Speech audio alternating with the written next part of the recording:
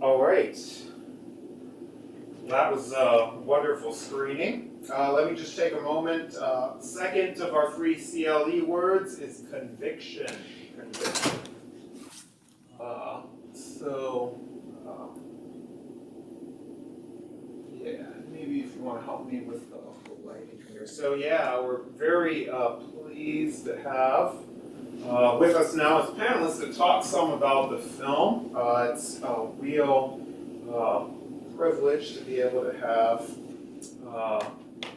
the subject and a civil rights pioneer, Gary Duncan, with us. Also, Brenda Robinson, a Penn Law alumna who helped to bring this story out to the public by producing the film. So if you could join me in welcoming Brenda and Gary to our discussion here.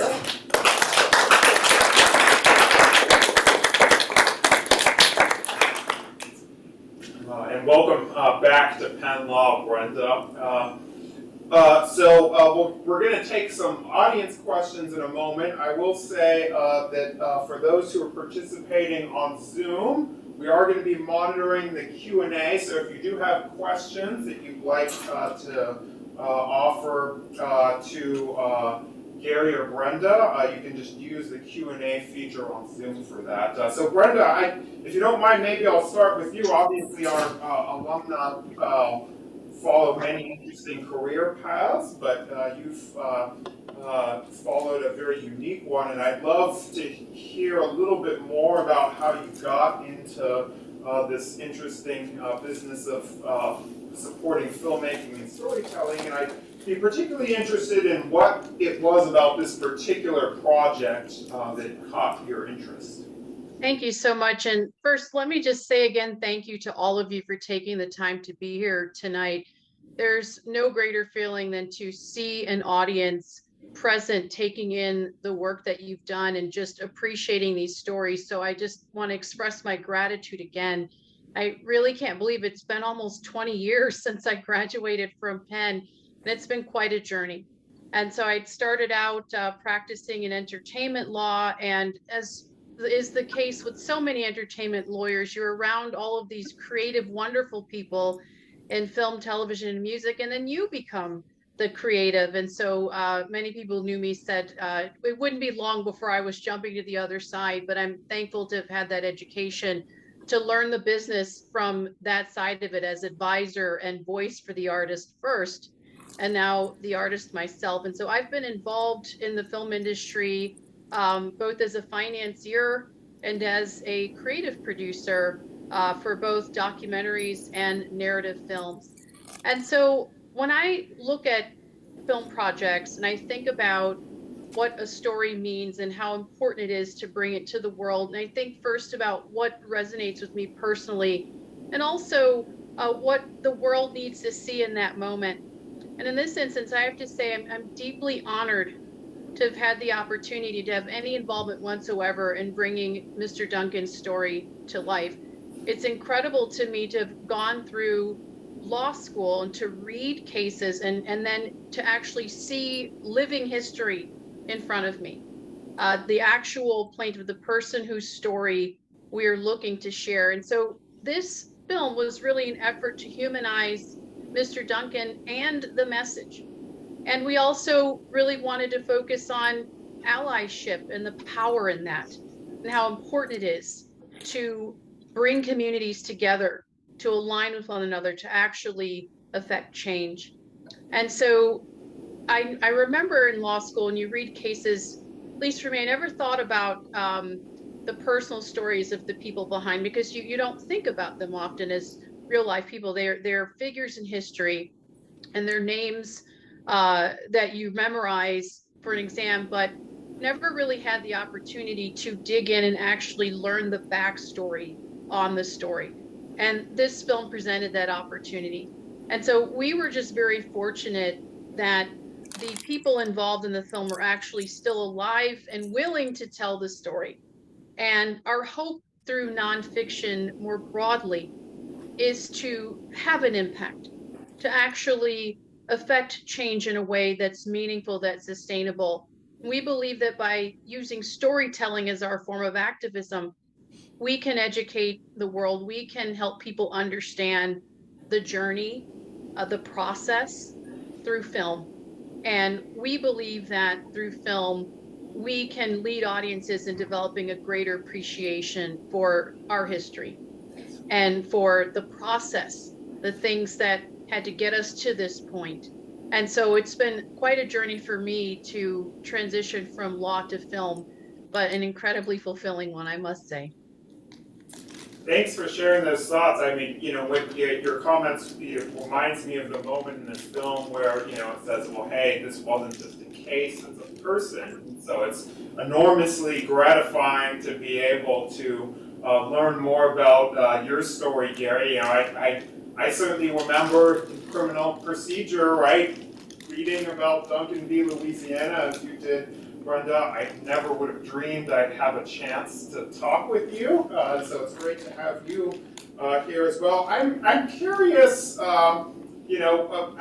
of us have an opportunity to see part of our lives up on the big screen.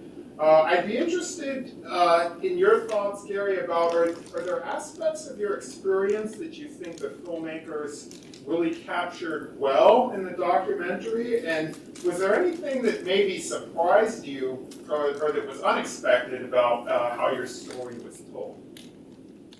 Well, I think they've done a real good job by making the documentary. I never thought in 100 years that it would be broadcasting like it is. And I want to thank y'all and helping to spread it to the country. Yeah, well, it's certainly our pleasure. I think it's kind of a compelling and interesting story. One of the things that I really enjoyed is the different layers of the story. There's the legal case. There's an interesting story about your friendship with Richard Sobel and how that developed over time. I think there's some interesting history in there. I'd love to hear more about that kind of piece of the story. Of course, Richard isn't with us now. How did that friendship develop? Tell us a little bit more about that and about that relationship. Well, I got off the film off the screen, but it just I'm trying to get back on the screen.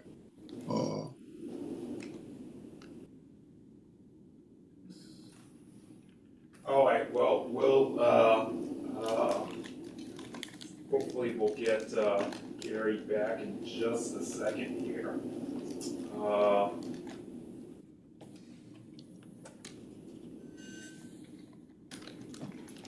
While we're waiting for him, maybe. Oh, okay. Here we go. See Gary back. There we go. What happened with me and Mr. Sobel? Mr. Sobel was such an honest man, and he was so encouraging, and a likable man. He was just down the way with me.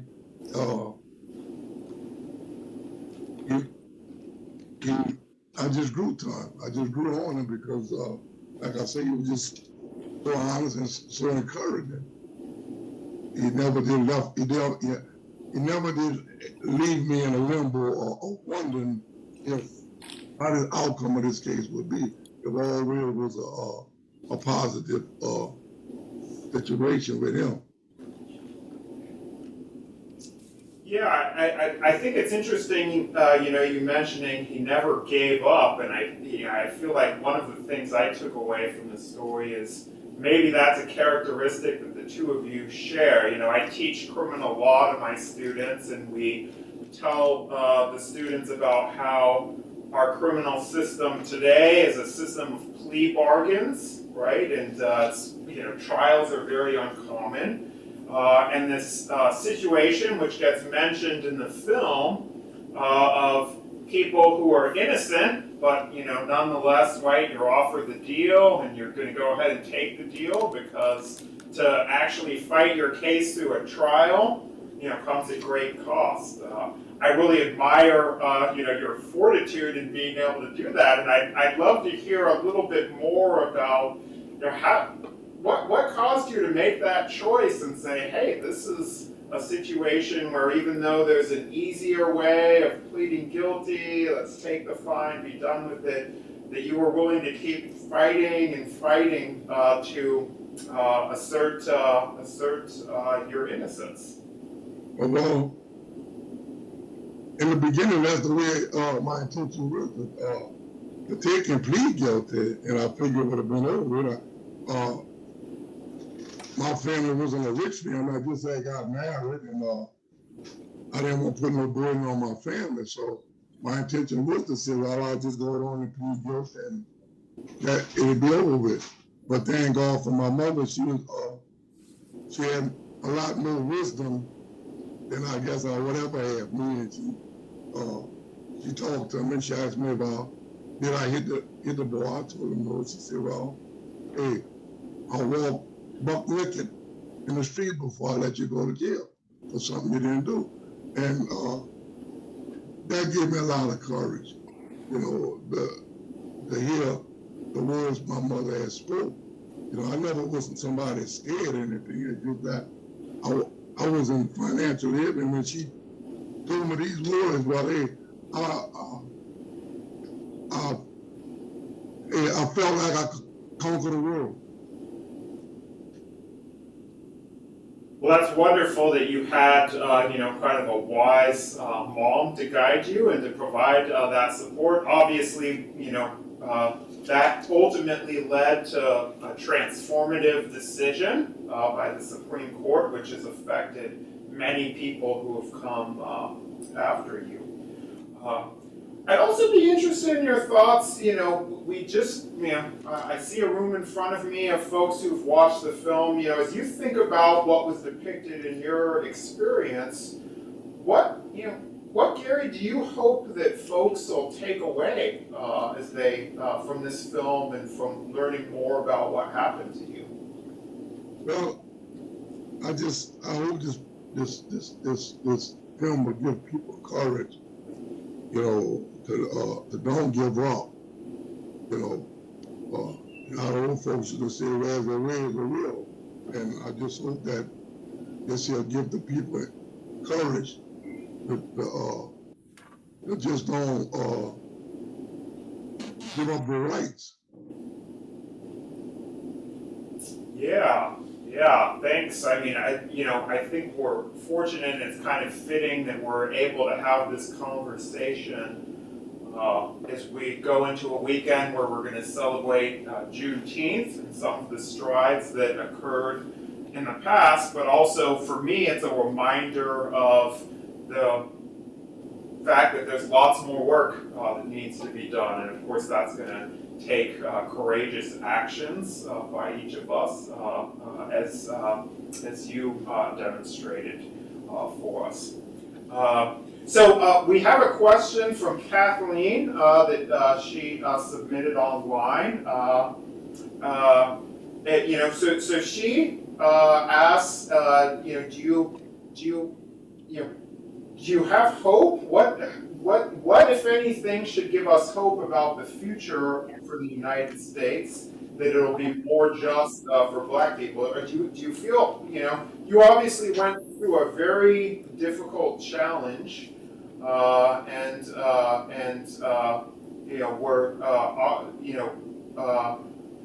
I'd be interested in whether that experience makes you optimistic. It looks like maybe we just lost Gary for a second. So while we're waiting for him to get back on, Brenda, I'm gonna give you the question I just gave him, which is, so again, wonderful work in producing this and making it available. What's your hope that people can take away from the film? I'm glad to speak to the filmmaking process. I see Gary still here too. He can speak very personally about this, but we make these films so that first and foremost, the public can have an appreciation for history and for the journey and the process. that we didn't just arrive at these things, that someone somewhere had to make a sacrifice and had to decide that they were going to step forward and be a voice. And that's something that we don't want to take for granted as a society. When we made this film, we also endeavored to make it timely by showing how it relates to the present day. And that's generally the task when you make a documentary film. Sometimes you're looking at history and you're appreciating moments that have already happened, and you go and revisit it through film and remember a story. But oftentimes we make nonfiction films, we also look at how is it still relevant today.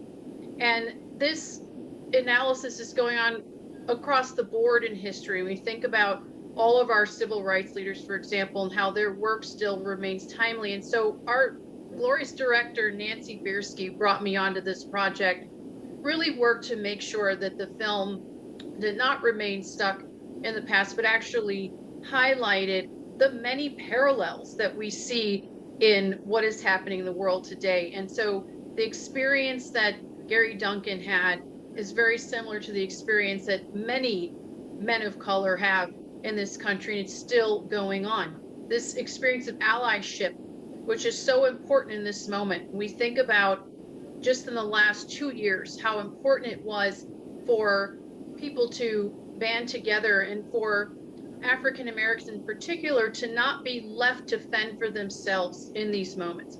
These issues had to be taken on by all of us as a community, and that's where that allyship model became even more critical. We were able to get things done. If you look at the protest after George Floyd, for example, what was remarkable was that they were very diverse, perhaps the most diverse crowds of people that we had seen in a very long time.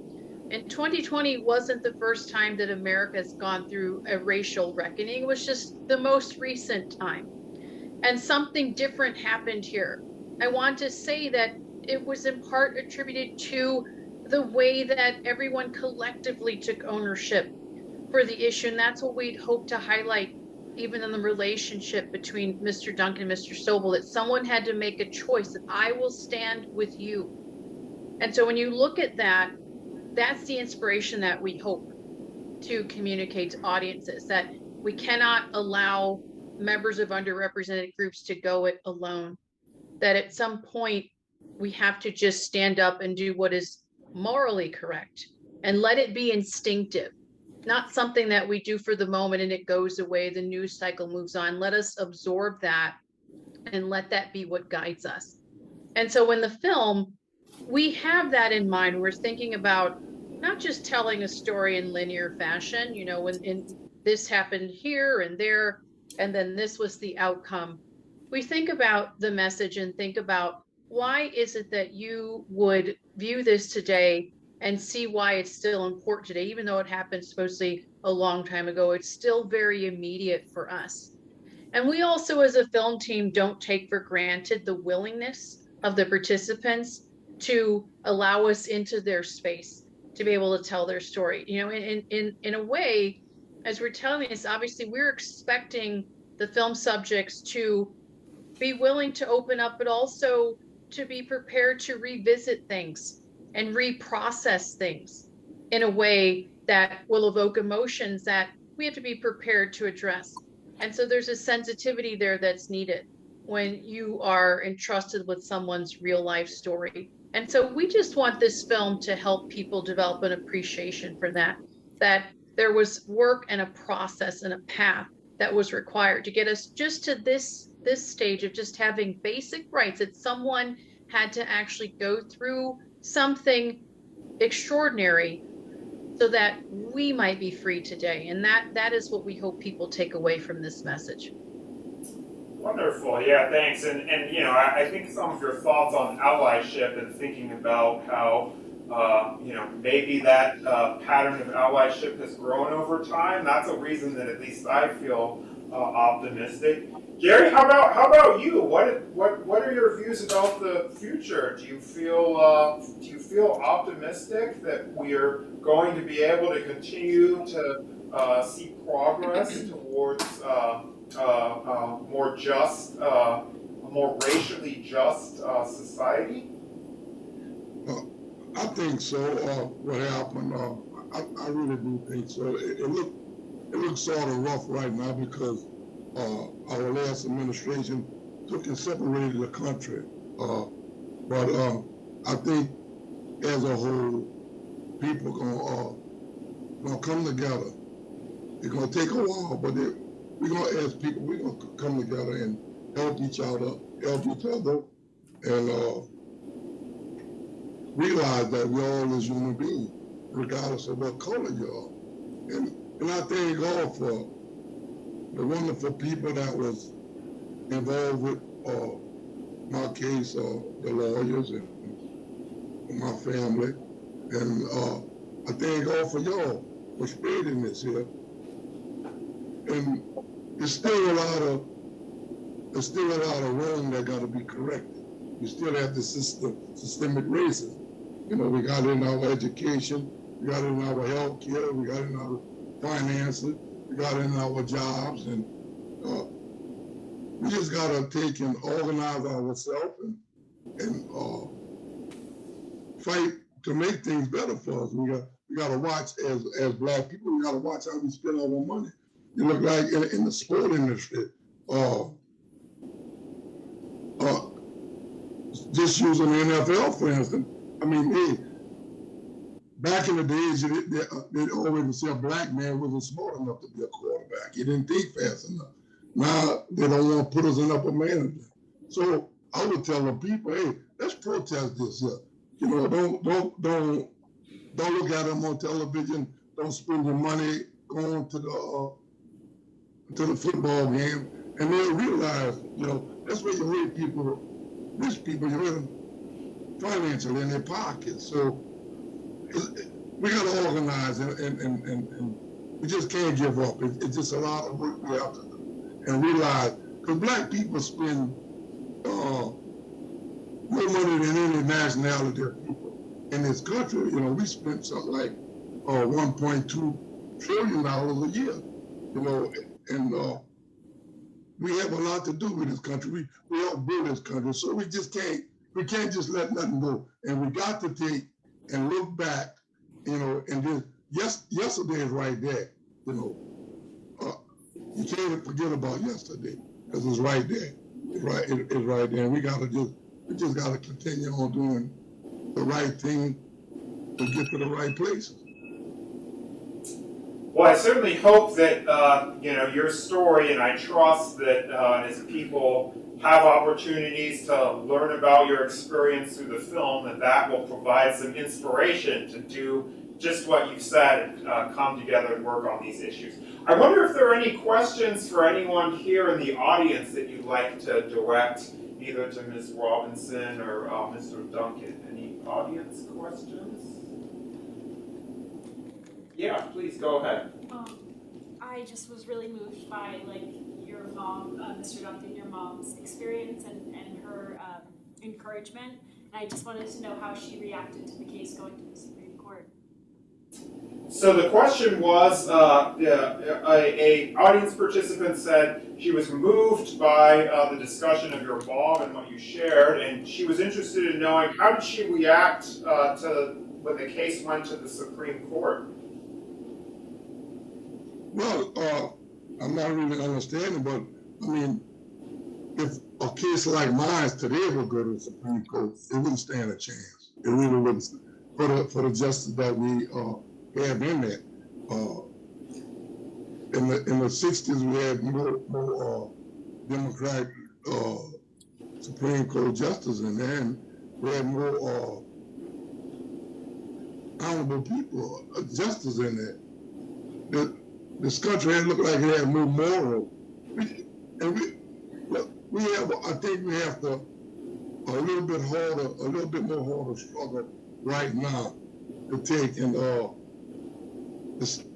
to move forward again, because we've been knocked down a little bit. We got our representatives that's in Congress, the Republican, I must say, they're changing the voter district, and they're just doing things to make things harder for the poor people, for the people of color.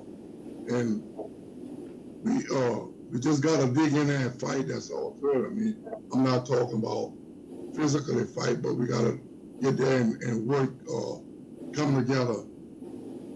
Like Ms. Brenda said, that allyship, we gotta come together and we just gotta change this. We gotta overcome yesterday. Thanks for sharing that. I mean, one thing that I found intriguing, maybe there's another film in this for you, Brenda, is the piece of the film that talked about Fortis and of course his conversation with Richard Sobel, and he was of course one of the justices on the court, voted in your case, right, in your favor, and so. Thinking about maybe that contradiction, or I'm sure to him it didn't seem like a contradiction. I think kind of a fascinating footnote to the story. So we have, Tiffany online had another question for you, Gary. So she asked, whatever happened to Herman Landry and the people that you were accused of assaulting? Did you ever cross paths with them? Did they ever apologize? They're kind of curious if there's more to that part of the story. Rudolph Starobin, he apologized to me. Landry, he never did apologize to me. He taught my grandson. He had a traveling baseball team, and he was my grandson's coach. And he never could look me in the eye. But he ended up going to jail for child pornography. And the last I heard, he had died. Yeah, I guess it's interesting to see how some of the people involved in this situation, you were able to have some apologies and reconciliations. Others perhaps not. Other questions for Gary or Brenda? Or any other questions? Yeah, please go ahead. Yeah, the question: how did you not lose faith in your community when the school systems that should have protected you, or your fellow classmates? I'm thinking kind of about that statement about silence and complicity. It seemed like there was a lot of passivity in this case that where people in your community you might have expected to have protected you and have had your back, and they perhaps didn't. And it felt like that was where Richard Sobel had as significant a role in his friendship with you as he did. I was just wondering, like, how did you kind of like be like, oh, I still acknowledge that education is important, and that that I can like rely on those around me when the state of Louisiana kind of indicted you like so quickly and so irrationally, I guess. Yeah. So the question was, an environment where there are many in the community who are working against you. How did you kind of maintain your strength and your faith and your fortitude through that? I came from a strong family, and really the community. I was a fisherman, and fishermen were like a family themselves, and the whites in my community, there was under like a bondage, because Perez, you did what Perez said. If you didn't do what he said, well, hey, it was out of there. You put you out of the parish, or you might just disappear. But we really didn't have no harassment from the community. It was on the political side, and from the political side, I guess the poor whites they had down there, they were too busy trying to make a living. And I guess it would have went further than that. It probably would have got worse than that if Perez wouldn't have died. I think he died in 69 or 67, something like that. But 69, I think it was. But blacks could not go, we wasn't treated fair. We couldn't go in ballroom. We couldn't go, we wasn't treated equal in the school. We wasn't, even for jobs, we wasn't given equal jobs, you know. So it's just about like it is right now. And right now, it's just it's doing it different. You know? But like I said, I come from a strong family, and they're good people. They're good white people where I'm from. They got good white people all over the world. Because it wouldn't be for the whites, the blacks wouldn't have made the progress we made. So I was never afraid. My family was never afraid. We had to sleep on my dad's boat. My dad had 2 boats with his business. It wasn't no easy task. But I think God became true. Thanks for sharing that, and I'm glad that in the midst of that adversity, you were still able, within your family, to find allies with Richard. Well, we're getting close to the end of our time together. Unfortunately, I feel like this is a conversation that I'd love to continue. Let me give the final CLE word. It's Juneteenth. So Juneteenth, the last CLE word. Maybe we can close though, and Gary and Brenda. Maybe we'll start with you, Brenda, and then give Gary the last word. If there's any final thoughts or final words that you wanted to share with the audience as we go into this week. And I certainly know on my end, I feel like watching this and reflecting upon the themes of the film give me some inspiration to want to go out and work with others on making our society better. I certainly appreciate the film and your story and sharing it with us. Brenda, anything?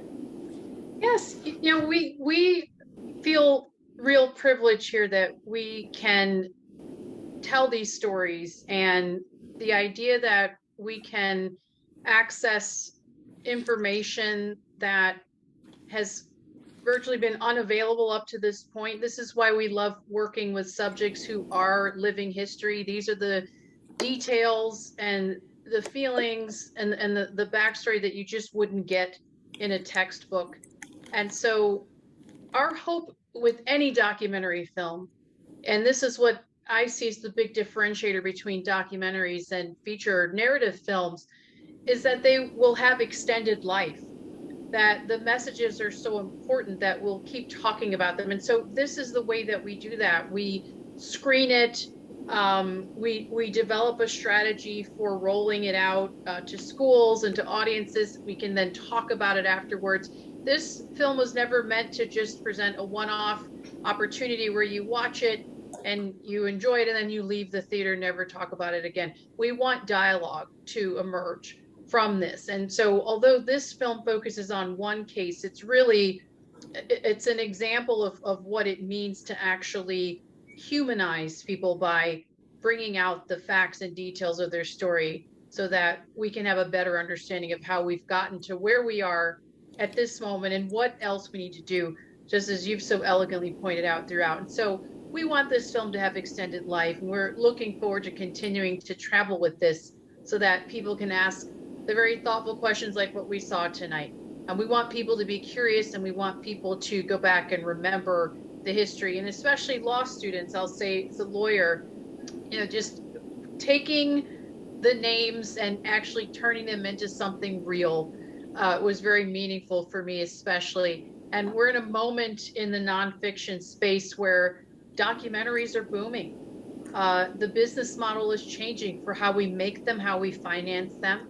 And so we're now encountering bigger audiences than before. We would see documentaries previously just on PBS. It was just reserved for just, the educational sector and not, there wasn't any sort of commercial aspect to it. There was an aspiration that the audiences would be broader than just that finite group. And so we want to lean into this moment where we're in what we're calling the golden age of documentary, where we can actually take stories and spread the messages far and wide. And so we're very excited about what we hope will be the trajectory, but also to have Gary Duncan with us by our side in this moment, putting out his own narrative and helping us understand history from his point of view is what made this incredibly special. So we're just thankful that we had that opportunity and that privilege really to be able to do that as a team. Thanks so much, Brenda. Gary, please, we'd love for you to have the last word this evening. In my case, it was a sweet, sour deal, because the ice high, it was like with the community, but me going through this ordeal. Poor people, they wasn't really focusing on things like this because they're trying to make a living, they're trying to provide for the family that's white and black. And I thank God for the 2 policemen that would come and pick me up and take me to jail. It was always them coming to pick me up, and they could have caused a problem for me and my family thing. But they're just going to show you. That's why I say it's a sweet and sour thing, And even with Mr. Silver, former boss, I looked at him in the Supreme Court, how he questioned this Louisiana lawyer, this lady, and I think he done a good job about that. That's why I said people back then had no morals, I think. And you still got people here today got a lot of morals, because it's just the political side of things is the rich dividing the rich from the poor, and that's why we have this swing that we got. But anyway, I thank y'all. I thank all for y'all and everybody that was involved.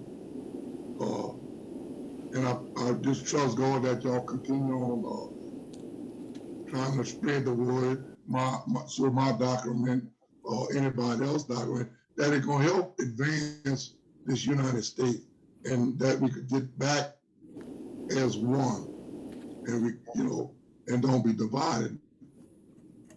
So I just thank y'all, and God bless you. Thank you, and I think that call for unity is a wonderful one, and thanks for sharing such an inspiring story. If you can join me in thanking our panelists.